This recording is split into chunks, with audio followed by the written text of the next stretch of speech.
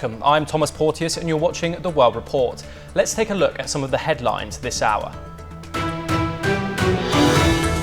Donald J. Trump has been inaugurated as the 47th President of the United States. During the Capitol ceremony, Trump spoke about a new golden age for America, while slamming the previous administration. After being sworn in, President Trump signed several legally binding executive orders. Among the many orders to be signed, America has been withdrawn from the World Health Organization and the Paris Climate Agreement, while immigration orders and presidential pardons were also signed.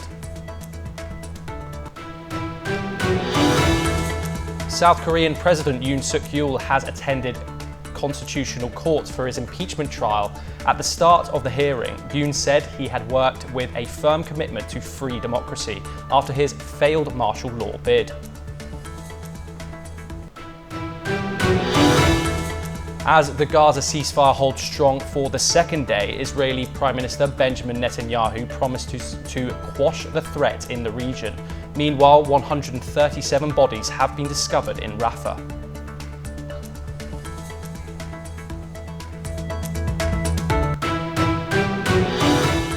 Donald Trump has returned to the White House, sworn in as the 47th President of the United States for a second term.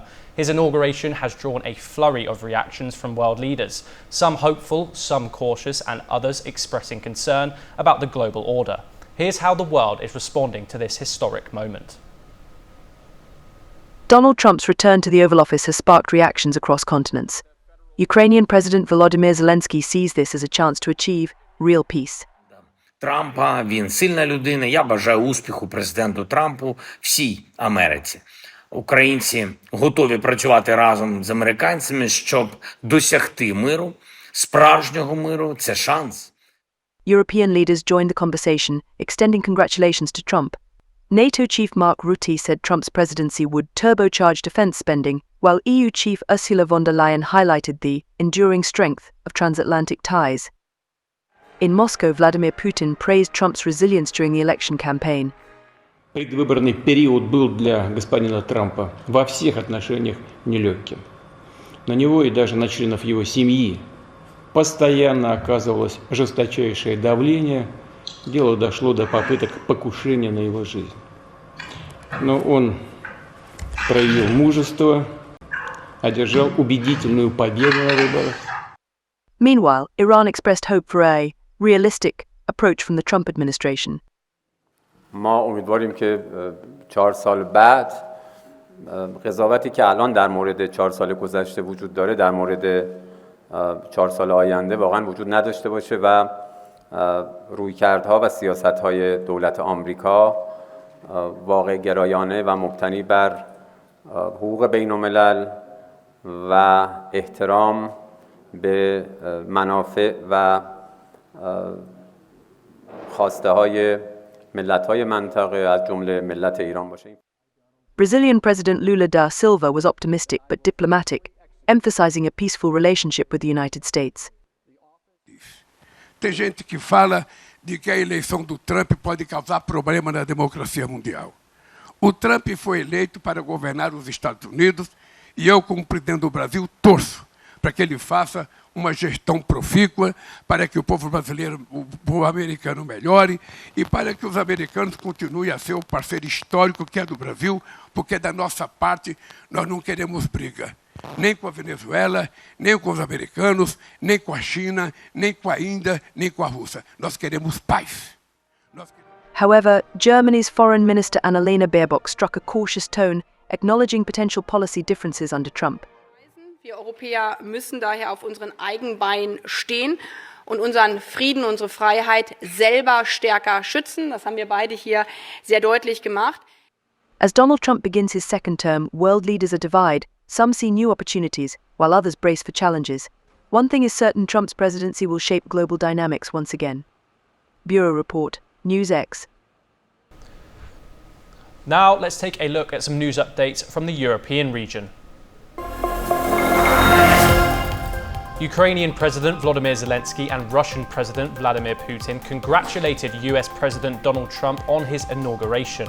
Both the leaders also expressed their hopes for just peace under Trump's administration amid raging war.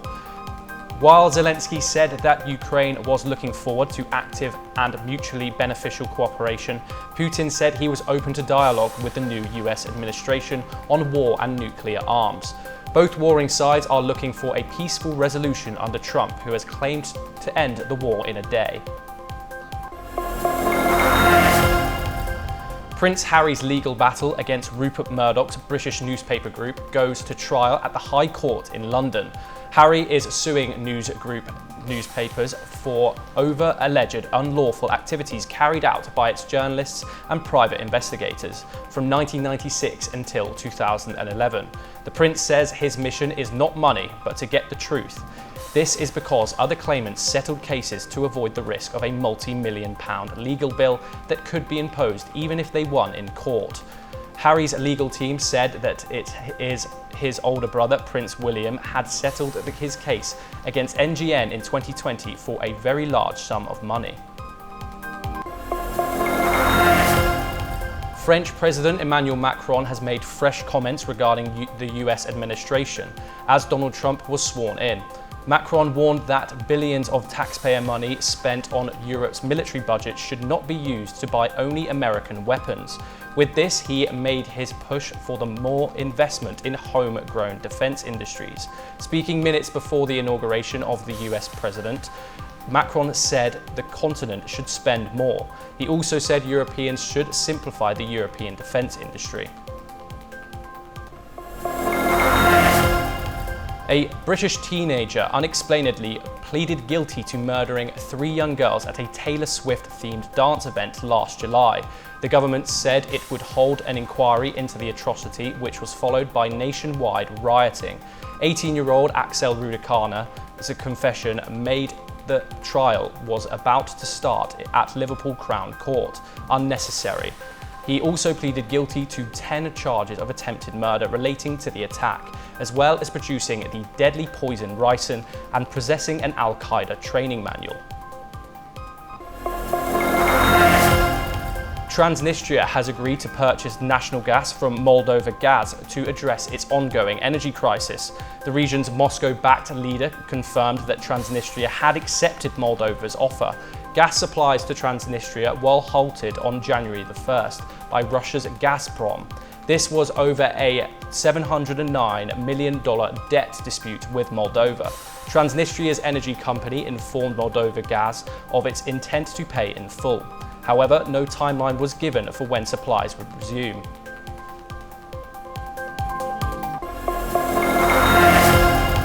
An independent report into a northern Italian diocese revealed dozens of sex abuse cases committed by members of the clergy over 6 decades. The report dug deeper into the past than others produced by the Italian Catholic Church. The Diocese of Bolzano-Brixen investigated cases from 1964 through to 2023. It commissioned the report from a German law firm that found 67 possible abuse situations. It linked the cases to 41 priests, equal to 4.1% of the clergy operating in the diocese over the period.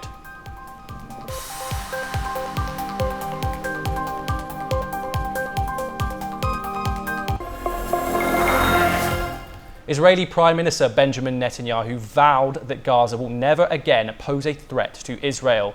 The statement came as a fragile truce held on day 1 of a ceasefire. Meanwhile, 3 Israeli hostages were freed, with the first phase of the truce aiming for 6 weeks of negotiations. Let's have a look at the report. Prime Minister Benjamin Netanyahu on Monday vowed Gaza would never again pose a threat to Israel, as a tense calm prevailed on the second day of a truce in the Palestinian territory.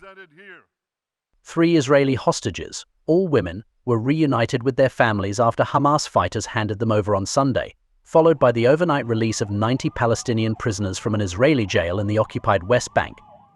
The truce, mediated by Qatar, Egypt, and the United States, began on Sunday, on the eve of Donald Trump's inauguration for a second term as US president.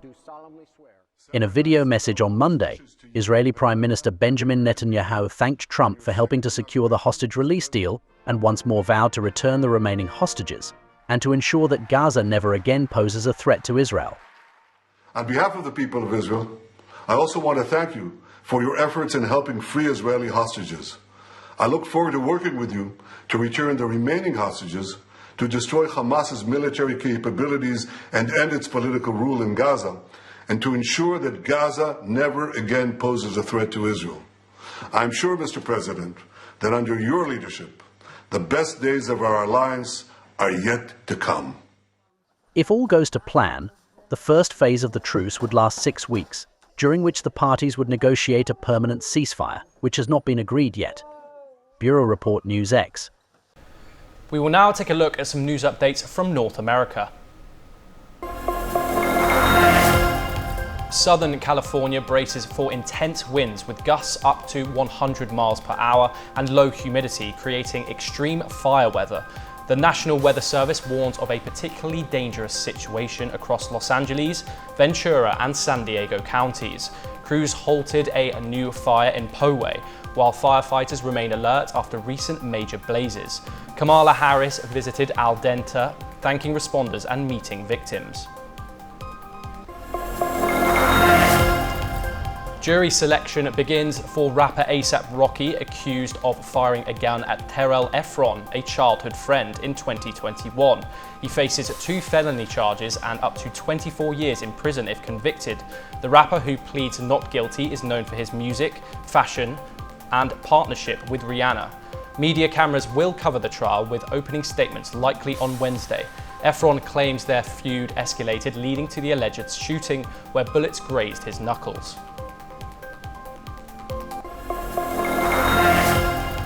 15 grey wolves from Canada were released in Colorado's Central Mountains last week as part of a Volta-driven reintroduction initiative. 5 relocated wolves from a previous release joined them in Eagle and Pitkin counties. Officials delayed the announcement due to threats against staff. Since the program began, livestock depredations have been reported and 2 wolves were illegally killed. The state plans to release 30 to 50 wolves over 5 years to restore the species in the western US. Joe Biden ended his 50-year political career as Donald Trump was sworn in as the 47th US president. The Bidens welcomed the Trumps for a tea meeting before the inauguration. Trump pledged to reverse Biden's policies in his address. Biden then left for California with family, marking a quiet transition. The White House was quickly redecorated for its new occupants. President Trump orders Alaska's tallest peak renamed Mount McKinley. The change revives the historic name linked to the 25th US President. Senator Lisa Murkowski opposes the move, backing the native name Denali. Denali, meaning the High One, honors Alaska's Alabaskian heritage. The name was officially changed in 2015 under Obama. Trump's order cites McKinley's tariff policies and legacy.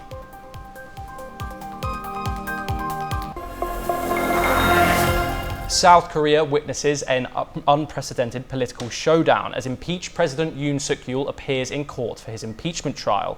With public anger boiling over and the nation's future at stake, all eyes are on Seoul. Let's take a closer look at the gripping developments. A historic moment in South Korea's democracy. Vehicles carrying impeached President Yoon arrived at the Constitutional Court in Seoul for a landmark impeachment hearing. The court will deliberate whether to permanently remove Yoon from office after his impeachment motion was passed in December, a decision that could reshape South Korea's political landscape. Yoon's controversial martial law declaration on December 3rd ignited political chaos, lasting mere hours before lawmakers struck it down and moved to impeach him. Yoon's arrest in a criminal probe further fueled tensions. Pro-Yoon supporters clashed with police, underscoring the deep divisions within the country. After skipping 2 prior hearings, Yoon appeared in court today for the first time. His legal team remains adamant about defending his presidency. If the court rules against Yoon, he will lose his presidency, triggering elections within 60 days. The trial, expected to last months, could define the future of South Korea's democracy. As the drama unfolds, public opinion remains polarized. South Koreans are watching closely as the nation's democratic institutions face one of their toughest tests. Bureau Report, NewsX. We will now take a look at some news updates from the Indo-Pacific region. A tragic landslide in Pekalongan in central Java, Indonesia, has resulted in 16 fatalities and 10 injuries. 9 people are also reported missing. According to an official with the local disaster agency, heavy rains in the area have been cited as the reason for this landslide. The inclement weather has further impeded the search for the missing people. Following the United States' decision to withdraw from the World Health Organization, the Chinese Foreign Ministry urged for its strengthening rather than weakening. The ministry spokesperson Guo Jiaqian reaffirmed China's commitment to supporting the WHO in fulfilling its critical duties. This isn't the first time that Donald Trump has tried to sever ties with the WHO. Trump has slammed the handling of the COVID-19 pandemic by the WHO and signed an executive order directing the US to withdraw from the body. 27 people were injured after a magnitude 6.4 earthquake jolted Tainan City in Taiwan. Taiwan is on the brink of 2 tectonic plates close to the Pacific Ring of Fire, which is the world's most seismically active zone, making Taiwan prone to earthquakes. The last significant earthquake to strike the island was a fatal 7.4 magnitude tremor in April 2024, which was the strongest in 25 years. Saudi Arabia's investment mining fund, Manara Minerals, is set to acquire a 10 to 20% stake in Pakistan's Reko Diq copper and gold mining project for proceeds of about $500 million to $1 billion. Manara Minerals would buy the equity stake from the government of Pakistan, which owns 25% of the mine.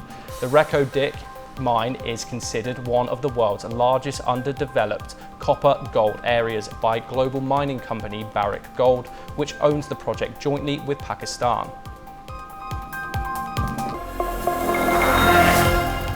The South Korean government said it would continue to push for North Korea's denuclearization ahead of US President Donald Trump called for North Korea a nuclear power as he returned to the presidency for a second term.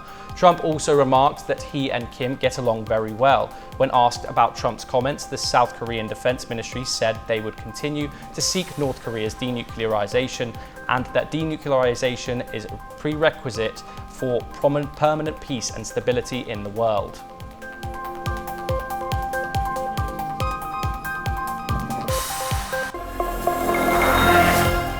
Donald Trump has once again sworn in as the American president, and with this grand inauguration came flooding executive orders, including a crackdown on immigration. The 47th president has lived up to his words and began taking stern measures on who he called the aliens. Let's take a look at the report. All illegal entry will immediately be halted, and we will begin the process of returning millions and millions of criminal aliens back to the places from which they came. From behind his desk, President Donald Trump signed a flurry of executive orders and decrees aimed at cracking down on immigration. After swearing in as the 47th US president, Trump formally revoked nearly 80 executive orders of his predecessor. From one order tackling the definition of birthright citizenship to another declaring illegal immigration at the border a national emergency, Trump swiftly made moves on his promises to tighten the US-Mexico border. Trump also signed an order regarding Mexican drug cartels. People have wanted to do this for years, so they are now designated as terrorist organizations, foreign. Following his inauguration, he also signed a proclamation that gave officials the authority to repel, repatriate, or remove migrants until he was satisfied that the invasion at the southern border has ceased. Trump also appears to be seeking to change the rules so that the children of undocumented migrants living in the US will no longer automatically be considered as citizens. The new administration has also moved to swiftly scrap CBP-1, a mobile application used by migrants to book appointments to appear at a port of entry. It was the only legal pathway to request asylum at the US-Mexico border. App users now are shown a message noting that existing appointments scheduled through CBP-1 are no longer valid. The Biden administration had scheduled roughly 30,000 appointments via the app in the next 3 weeks. As many as 270,000 migrants were in Mexico waiting for an opportunity to enter the US using the app. Que tenga compasión. Que tenga compasión y lo deje cruzar. Que lo dé un apoyo. Que los apoye. Que de verdad venimos sufriendo. Son 6 meses de sufrimiento. Trump is already facing legal challenges from immigration advocacy groups, which have reacted furiously to his announcements. It has been just a day in the Oval Office and the new president has begun acting on all that he promised. What now awaits is to be seen. Bureau Report, NewsX. We will now take a look at some news updates from South America. Colombian President Gustavo Petro said he will declare a state of emergency following a state of guerrilla attacks in the country's northeast that has killed dozens of people and forced thousands to flee their homes. The measure will go into effect after a decree is signed by the president and his cabinet, but it can also be invalidated by Colombia's constitutional court. Mr. Petro had warned that his nation's military would take offensive actions against the National Liberation Army after the rebels known as the ELN unleashed a wave of attacks in Colombia's Catatumbo region, in which at least 80 people have been killed. A journalist who reported on Peru's extortion epidemic was shot dead on Monday and 2 people were injured in a separate bomb attack on a prosecutor's office that also investigates racketeering. Gaston Medina, the owner and editor of a regional TV channel, was gunned down as he was leaving his house in the south-central city of Ica. He was shot multiple times by gunmen and declared dead on his arrival at the hospital.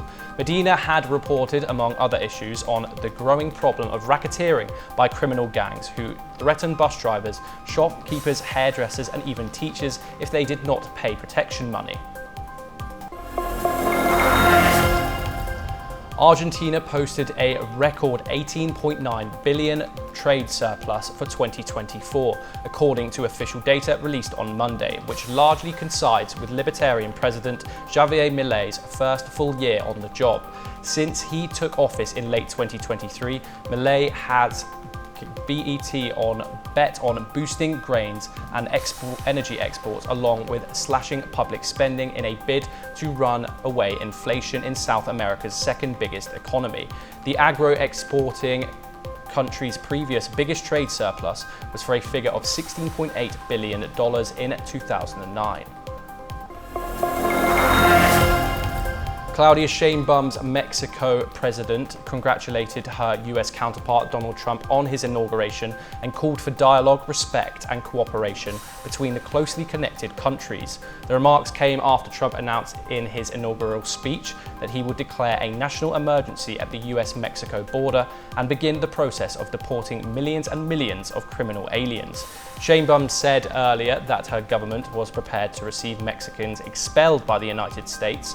Sheinbaum's predecessor, Andres Manuel Lopez Obrador, had cordial relations with Trump during the Republicans' first term, despite his harsh campaign rhetoric that described Mexican immigrants broadly as rapists and drug dealers. President Nayib Bukele, a staunch supporter of Bitcoin, has maintained his pro-crypto stance despite criticism and international pressures.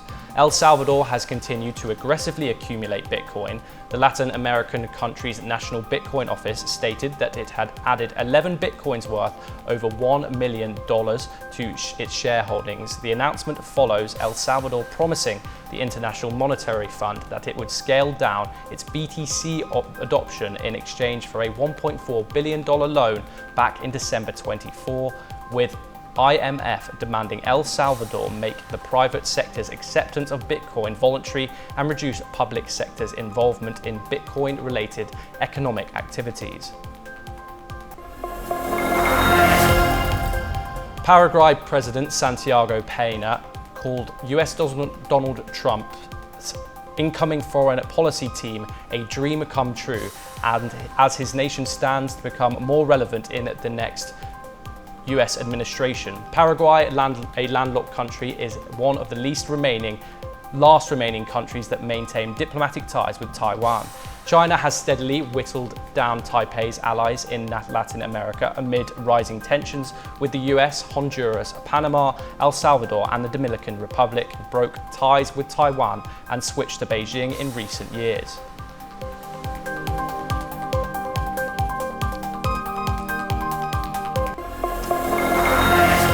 Childcare centre set fire in Australia's latest anti-Semitic attack. The faculty, situated near a Jewish school and synagogue in Sydney, suffered significant damage, but police reported no injuries. Here is a full report on the anti-Semitic attack and the events that followed. A childcare centre in Sydney was set on fire early Tuesday, with anti-Semitic graffiti found on the walls, marking another attack against the Jewish community in Australia. Located near a Jewish school and synagogue, the centre suffered significant damage, but fortunately, there were no injuries reported during the incident around 1 a.m. This attack is the second anti-Semitic incident in just 4 days in Sydney, highlighting a troubling trend of similar crimes targeting Jews in Australia's largest city. New South Wales Premier Chris Minns vowed that the perpetrators would be caught, emphasising that police are increasing resources to investigate hate crimes amid public frustration over previous attacks. The rise in anti-Semitic incidents follows Israel's military response to Hamas's attack on October 7, 2023, with numerous attacks reported in Sydney over the past 2 months.